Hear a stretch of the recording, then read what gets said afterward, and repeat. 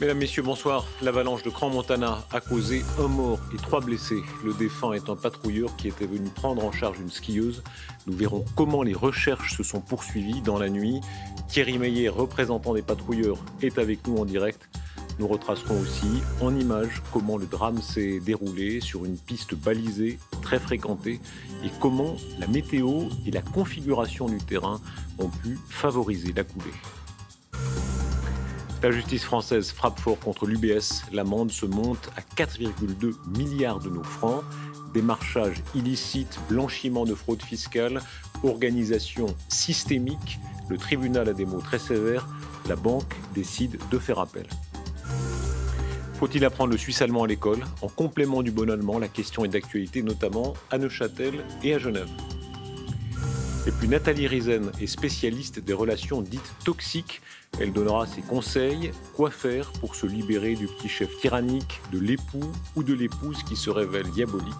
On entendra des témoignages de personnes piégées par la dépendance hiérarchique ou amoureuse. Au lendemain de l'avalanche de Crans-Montana, c'est l'heure du deuil. Le drame a causé 3 blessés et la mort d'un patrouilleur qui était en mission à ce moment-là. C'est l'émotion partagée autour d'un événement qui résonne en Suisse et à l'étranger. Ce sont aussi des questions sur les causes de l'avalanche. Ce reportage tout d'abord, les recherches auront duré une partie de la nuit. François Ruchti, Flore Ducet, Nadia Esposito. L'avalanche meurtrière aura donc fait 1 mort et 3 blessés. Un patrouilleur français de 34 ans, employé aux remontées mécaniques de Crans-Montana et père de 2 enfants en bas âge.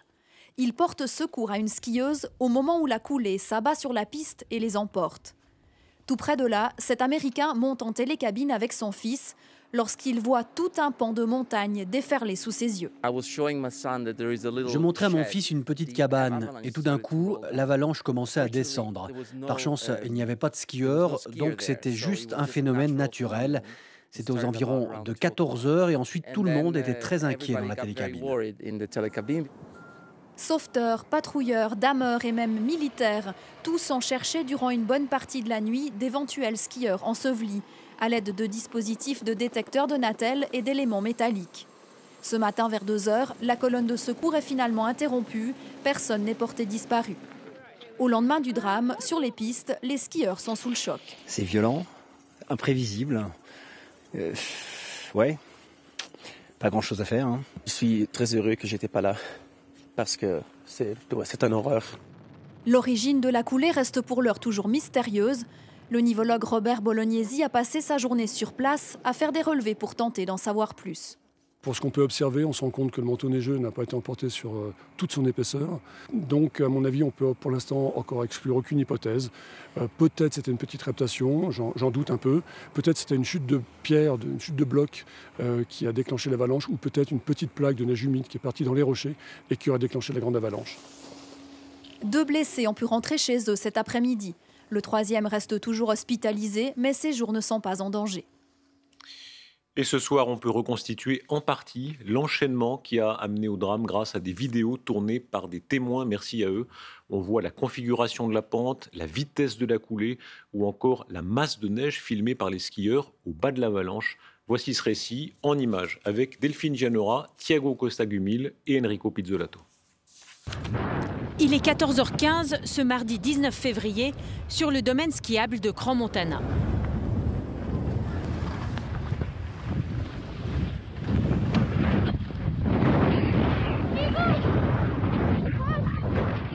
Partie du sommet du Tubang, l'avalanche fait 100 mètres de large et 840 mètres de long, dont 400 mètres sur la piste Kandar, au lieu dit passage du Major, à 2500 mètres d'altitude. De nombreux skieurs se trouvaient sur la piste. 14h23, l'alarme est donnée. En attendant les secours, certains tentent de dégager les blocs géants de neige à la recherche de victimes. Où chacun fait une partie d'un côté de l'autre. Si on les tire vers le bas. Une neige très compacte, 2 mètres d'épaisseur. Quelques minutes plus tard, les premiers secours sont sur place. Au total, 8 hélicoptères et 240 hommes sont mobilisés. Les recherches ont duré jusqu'à tôt ce matin. Thierry Meyer, bonsoir. Bonsoir. Vous êtes président de l'association romande et tessinoise des patrouilleurs et chefs de sécurité. On peut d'abord faire mémoire du défunt. C'était votre collègue, votre ami. Oui, c'était un ami, membre du comité de Swiss Ski Patrol. La profession paye un lourd tribut cette année. C'est 2 morts chez nous, 3 en France. Pour le bonheur des gens, c'est cher payé. Et il était en mission précisément? Oui, on l'a vu sur les images. C'est la première chose que j'ai vue ce matin. Et on voit très bien quand cette jeune dame met ses gants, on voit la motoneige à droite et au fond de l'image. Et je me suis dit, mais il y a un secours à cet endroit-là. Et il est pile sous le couloir qui est en question, quoi. Vous connaissez si bien la montagne, ce type d'avalanche. Est-ce qu'il est particulier selon vous? Oui, il est particulier.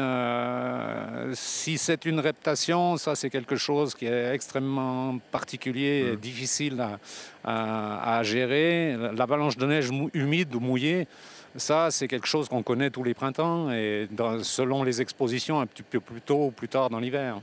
Sur les réseaux sociaux notamment, beaucoup posent la question des précautions prises. On souligne le fait que la veille, la piste a été fermée à 14h45, donc il y avait quand même une forme d'inquiétude. Est-ce que c'est à ce point imprévisible, plus précisément? Oui, absolument. Chaque jour est différent. Ça dépend de l'humidité de la neige, ça dépend surtout de la chaleur. Typiquement, aujourd'hui, je pense qu'une avalanche comme ça, elle ne serait pas descendue à cette heure-là ou probablement plus tard. Il faisait quelques degrés de moins, le rayonnement solaire est moins puissant. Thierry Meyer, merci. Les interrogations dont on vient de parler et l'émotion provoquée par le drame, on en prenait la mesure aujourd'hui à Crans-Montana. C'est le reportage de Pierre Abran et de Cédric Jourdain. La station est sous le choc et l'émotion était vive aujourd'hui au sein du personnel des remontées mécaniques. Je ne sais pas ce qui pourrait nous arriver de pire. Un collaborateur qui perd la vie en faisant son travail, ça pourrait être n'importe quel des collaborateurs. Donc je comprends que c'est quelque chose qui touche très profondément. Une avalanche sur une piste balisée, l'événement est rarissime et forcément, il soulève des questions d'ordre sécuritaire. J'ai pas peur, mais avec mon fils, quand on remontait, plusieurs fois je l'ai fait remarquer quand il y a la neige qui commençait à se fissurer sur les pentes, et puis on s'est posé la question de si la sécurité est assurée. J'ai confiance envers les gens qui organisent le ski dans cette station et je ne m'arrêterai pas de skier pour ça, c'est exclu. Je viens skier ici depuis 34 ans, donc je connais bien l'endroit. C'est pas la première fois que l'avalanche descend à ce même endroit. Mais sur une piste balisée, je m'étais jamais imaginé que les skieurs pourraient être pris sous l'avalanche. Alors tout a-t-il été entrepris en amont pour minimiser les risques? C'est clair que si on voulait le risque zéro, on ouvrirait à pleine mort 3 jours par saison et qu'on a une pression terrible. Mais en fait, ça ne nous dérange pas particulièrement. Je pense qu'on prend les décisions intelligemment pour que les risques soient vraiment minimum. Mais pour ce qui est de cet événement spécifique, je ne peux rien dire. On n'en saura donc pas plus. La société de remontée mécanique a reçu des consignes du ministère public pour préserver l'enquête. Mais compte tenu des conditions particulièrement chaudes de ce mois de février, la fermeture des installations aurait-elle dû être anticipée? C'est assez difficile à dire quelle est la bonne heure de fermeture. On voit actuellement que le manteau neigeux le matin n'est pas complètement gorgé d'eau, n'est pas saturé. Donc on n'est pas dans la situation de printemps où d'une manière évidente on dit à 11h il faut fermer. Donc ce n'était pas si évident à déterminer. Le dégât d'image, lui, est difficilement mesurable pour la station. Le lendemain du drame, ils étaient 5000 sur les pistes du domaine. C'est un peu moins qu'attendu en ce début de vacances scolaires. Fleur Ducet, cette piste très connue, Crans-Montana, familière aux Suisses et aux étrangers. Voilà. On sent une résonance. Le hasard fait que vous-même, vous étiez sur cette piste 1h30 avant. Ça résonne beaucoup en Suisse et à l'étranger. Mais oui, forcément, parce que Crans-Montana est très connu hors frontières. Et peut-être aussi cette mythique piste noire du Kandar qui débute à près de 3000 mètres d'altitude avec un dénivelé qui attire les bons skieurs, mais pas uniquement. Alors cette grosse affluence au moment du drame s'explique notamment par les températures élevées à la mi-journée. La neige se transforme très très vite. En dessous de 2000 mètres d'altitude, la neige est molle, c'est difficile à skier. Donc autant skier sur un secteur où la neige reste excellente, c'est-à-dire le secteur touché de la plaine morte. Demain, ce sera une journée de recueillement? Ah oui, c'est une journée de deuil sur l'ensemble du domaine avec 1 minute de silence à 14h23 précisément, l'heure à laquelle ce secouriste a été fauché par cette avalanche. Alors ce père de 2 enfants laisse une famille qui est complètement terrassée, on l'imagine, par ce drame. Laisse également de nombreux collègues. CMA, c'est une grosse société, il y a plus de 120 employés et une vingtaine de patrouilleurs. Demain, ils porteront tous un brassard noir. On pourra aussi en prendre au départ des installations parce que le public, vous l'avez dit, est particulièrement touché par cet événement. Il y a derrière moi un espace dédié au recueillement. Un livre d'or sera aussi présent pour que les gens viennent signer et donner un hommage à ce pisteur parti trop vite. Merci Flore. La justice française tape très dur sur l'UBS. Voyons les chiffres, l'amende se monte à 4,2 milliards de nos francs, les dommages et intérêts à 908 millions. Les termes du verdict et les propos du tribunal sont très sévères. Démarchage illicite, blanchiment aggravé de fraude fiscale, organisation qualifiée de systémique et ancienne. Anne Fournier. C'est la course, la horde de micros, mais pas un mot, les cadres d'UBS s'éclipsent. La banque vient de l'apprendre, 4,2 milliards de francs pour démarchage bancaire illégal et blanchiment aggravé de fraude fiscale, un choc. C'est une décision incompréhensible, on fait appel, il n'y a pas de fait, on était toujours convaincus qu'on a fait notre métier selon le droit suisse et le droit français. La présidente du tribunal a dénoncé des fautes d'une exceptionnelle gravité dictées par les intérêts propres de la banque. L'amende est la plus importante en France dans une affaire d'évasion fiscale. Elle s'accompagne d'une peine de 908 millions de dommages et intérêts à verser à l'État français, partie civile satisfaite. Je crois que les sanctions sont aussi la démonstration de ce que le tribunal a voulu souligner, l'importance et la gravité de cette affaire. Et c'est clairement une décision qui va marquer l'histoire des poursuites en matière de fraude fiscale et de blanchiment. Les faits reprochés se sont déroulés entre 2004 et 2012. Des commerciaux suisses envoyés en France pour séduire la riche clientèle française au gré de soirées d'opéra ou de rencontres sportives. À l'époque, des employés d'UBS sonnent l'alarme et lancent le marathon judiciaire. Ce sénateur qui a soutenu ces lanceurs d'alerte se réjouit. Ils ont un rôle essentiel. Il y a un début de reconnaissance, mais je pense qu'on n'est pas encore au bout du bout. Encore une fois, ceux que je connais ont perdu beaucoup dans leur vie personnelle, professionnelle, y compris psychologique. Il y a besoin que la République reconnaisse leur rôle de manière concrète et durable. Aujourd'hui, 5 cadres de l'époque sont punis de peines de prison avec sursis et des amendes jusqu'à 340 000 francs. Seul Raoul Vaille y échappe, l'ex numéro 3, déjà acquitté aux États-Unis, pas directement en prise avec le dossier français, selon le tribunal. Le coup est rude pour UBS, la première institution bancaire suisse clouée au pilori dans un pays, la France, où l'évasion fiscale reste un motif politique de premier ordre. La banque dénonce l'absence de preuves, elle a fait appel.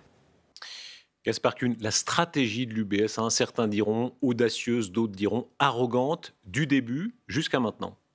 Bon, il y a une forme effectivement d'arrogance, entre guillemets, qui peut se comprendre dans un premier temps parce qu'elle s'inscrit dans un certain contexte. C'est ce système d'évasion fiscale très bien organisé, des milliers de comptes, des milliards évadés qui appartenaient à des stars du showbiz, à des stars du sport, avec un système très sophistiqué, des petits carnets du lait dans lesquels on consigne les noms des clients, des ordinateurs cryptés.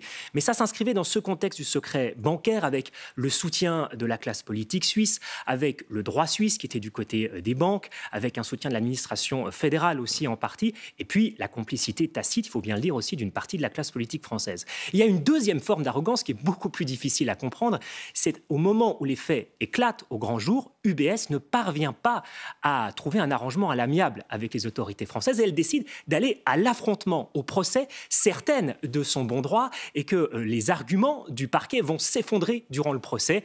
Grave erreur d'appréciation qui se paie aujourd'hui cash. Et malgré tout ça, l'extraordinaire résilience des banques suisses, voilà, la stabilité suisse, la sûreté suisse, malgré tout ça, la banque suisse continue à attirer beaucoup de capitaux. Et c'est tout le paradoxe. L'amende infligée aujourd'hui à UBS est plus faible que les bénéfices engrangés par la banque l'an dernier. UBS a su rebondir malgré la chute du secret bancaire en se positionnant notamment sur les marchés émergents. C'est à l'image de la place financière suisse qui attire encore les plus grandes fortunes de la planète, même si, il faut aussi le dire, les banques suisses sont aujourd'hui moins rentables que durant l'âge d'or du secret bancaire. C'est moins facile. Merci Gaspard. Plusieurs milliers de fonctionnaires fribourgeois manifestent à Fribourg pour leur retraite. Ils réclament des mesures compensatoires et un plus grand soutien financier de leur employeur. Nicolas Baer, Valérie Gilliot. Enseignants, policiers, infirmiers, ils étaient plus de 3000 à manifester leur mécontentement dans les rues de Fribourg en fin d'après-midi. En colère contre leur employeur, l'État, qui menace de leur retirer jusqu'à 25% de leur rente. Le Conseil d'État Godel veut nous voler, tout simplement. On n'est pas du tout d'accord avec cette réforme des retraites. On a subi des mesures d'austérité les unes après les autres. Moi, j'ai vu mon salaire X fois baisser avec une incidence sur la caisse de retraite. Ils vont vraiment à la tronçonneuse, sans discussion, sans négociation. Et là, c'est trop, moi j'en ai marre. Moins rentable que par le passé, la caisse de prévoyance du personnel de l'État de Fribourg doit impérativement assainir ses finances.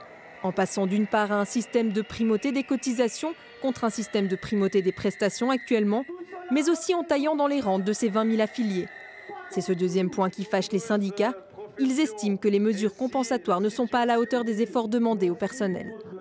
On ne peut pas limiter ce financement à un faible pourcentage, au maximum 35%, et faire porter tout le fardeau au personnel. L'État doit financer sa part à hauteur de 58%, soit plus de 800 millions, et c'est ça que nous exigeons.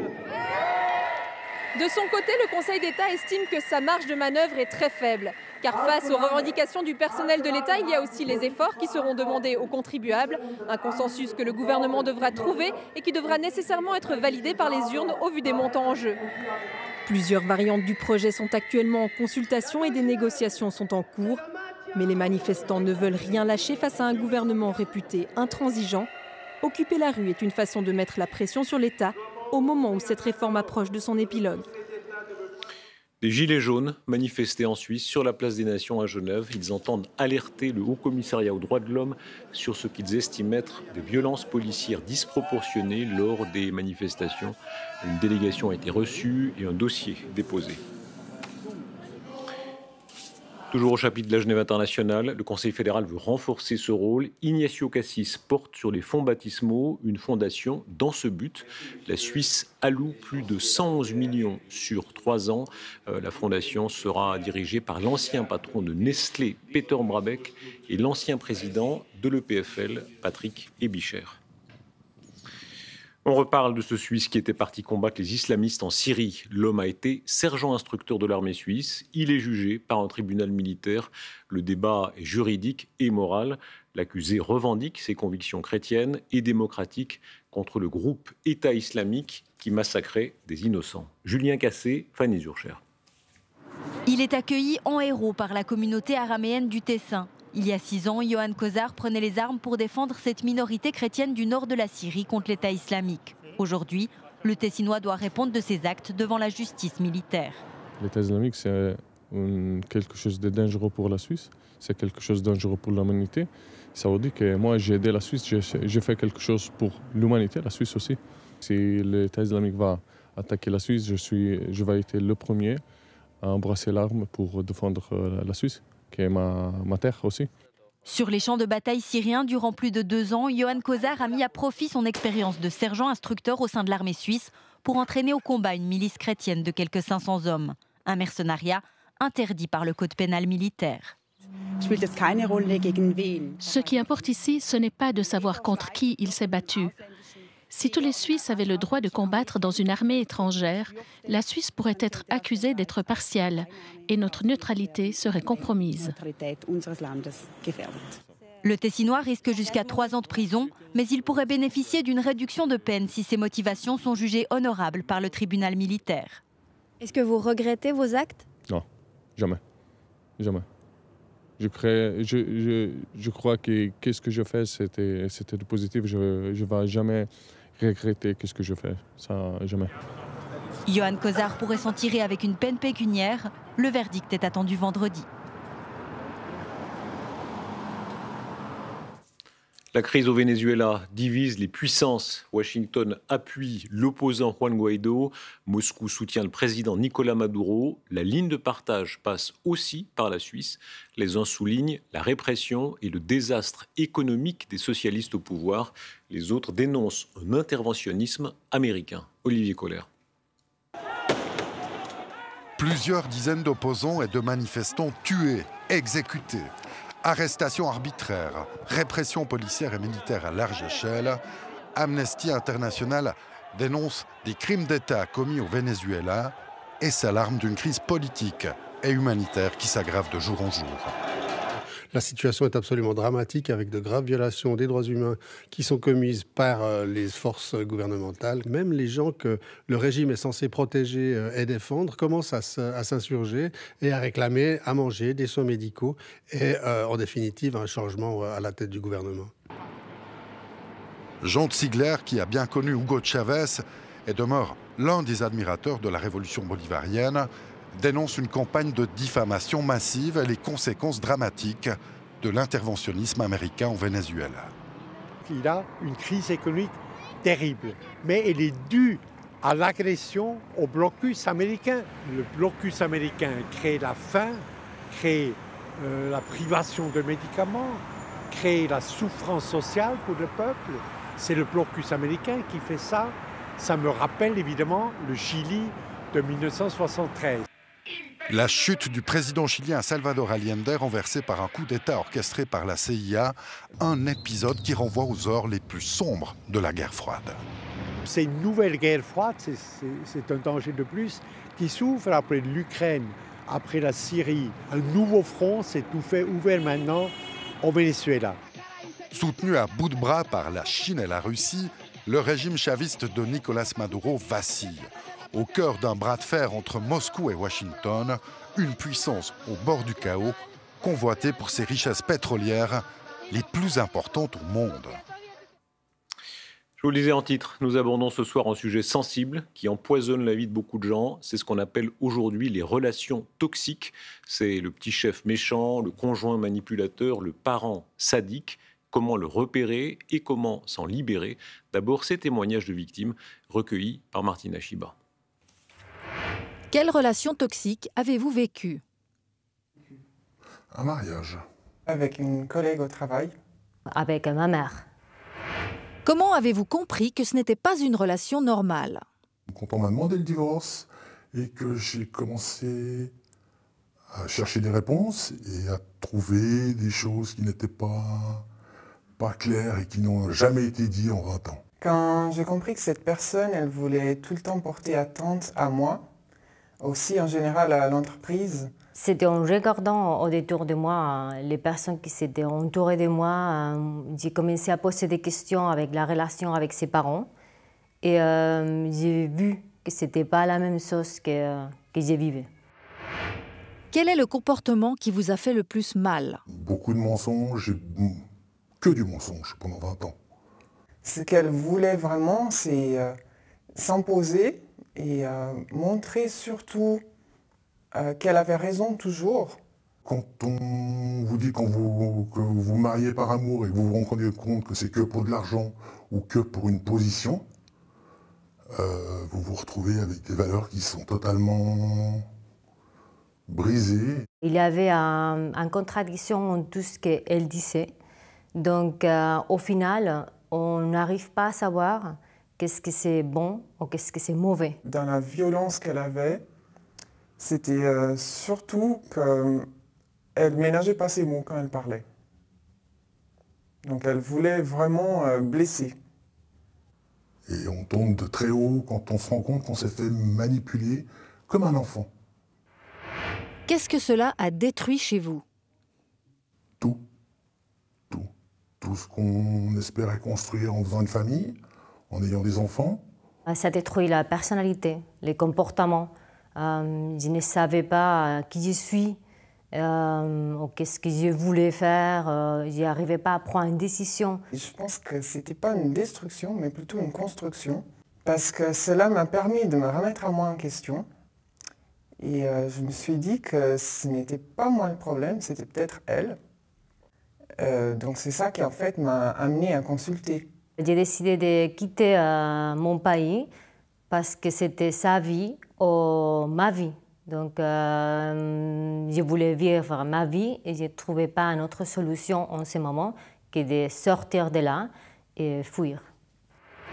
Pouvez-vous résumer cette période de votre vie en un mot? Je dirais la guerre quotidienne. Bon, je dirais 2 mots. Une, c'était la contradiction. Et la deuxième, c'était la dépression. Un hiver nucléaire. Un grand froid et un grand vide.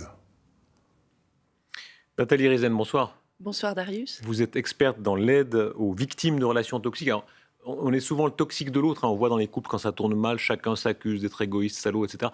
Au-delà de ça, vraiment, la vraie personnalité perverse toxique, comment vous la définissez ? Eh bien, c'est justement quand l'un va demander à l'autre d'abdiquer sur certains aspects de sa personnalité dans le seul but de lui nuire, de le détruire et de le dominer. Il y a une systématique. Il y a une systématique, exactement, et c'est vraiment l'objectif qui fait justement, qui définit cette relation toxique. Vous dites qu'il y a un moment où on est ferré. Oui, on est ferré. En fait, c'est un mécanisme d'emprise qui va commencer par la séduction, une période de lune de miel, puis ensuite un ferrage, et ensuite la destruction. Et on peut tourner comme ça durant des années. Ah, vous dites bien, souvent c'est qu'on est amoureux en réalité, hein, on est pris. Comment est-ce qu'on se déprend ?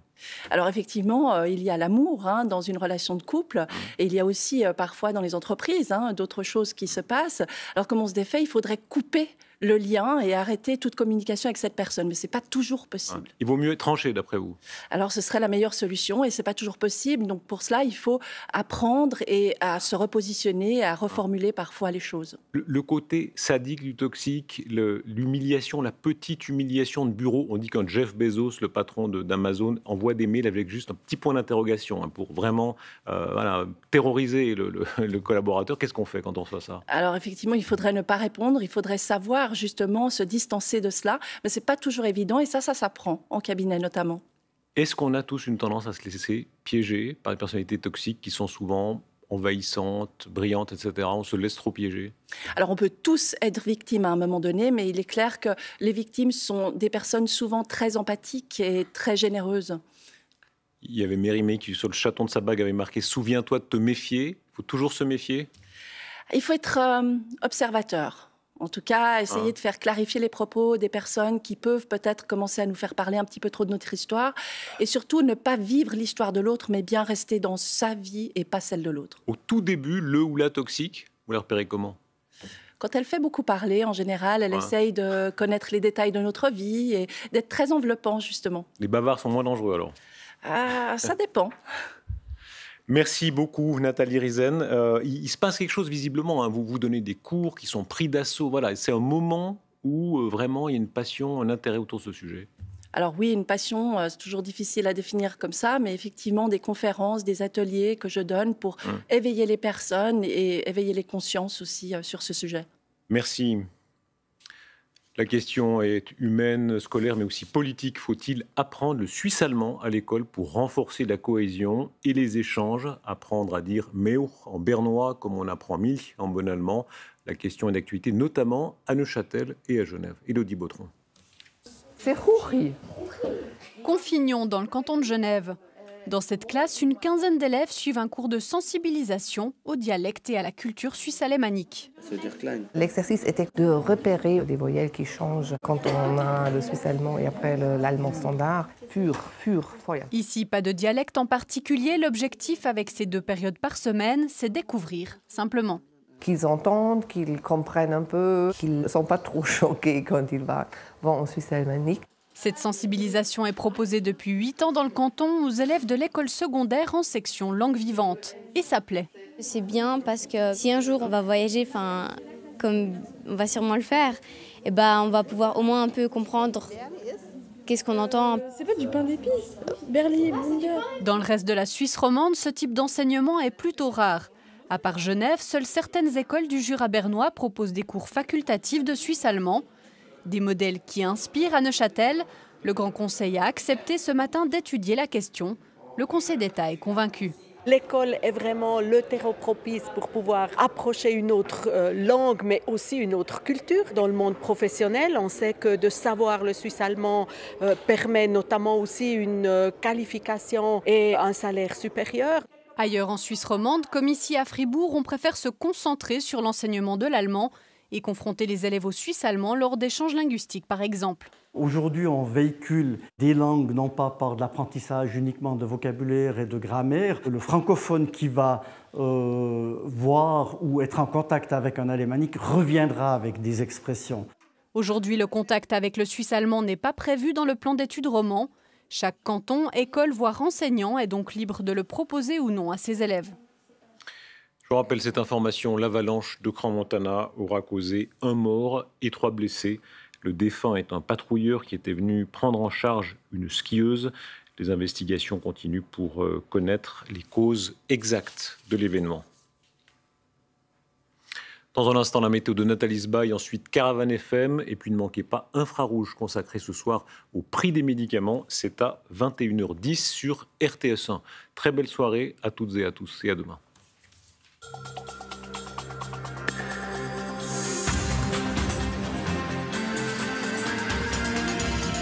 Suivez l'information en continu sur RTS Info.